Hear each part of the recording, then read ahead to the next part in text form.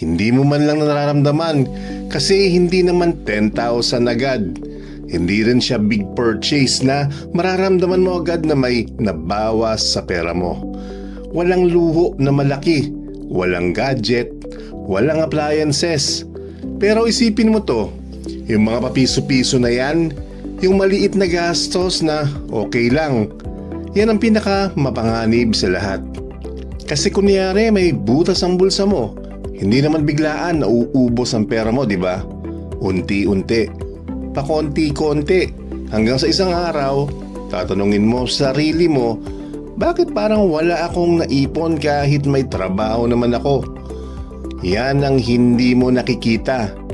Hindi yung malalaking gastos ang nagpapalubog sa'yo, kundi yung maliliit na kumakain sa sweldo mo araw-araw.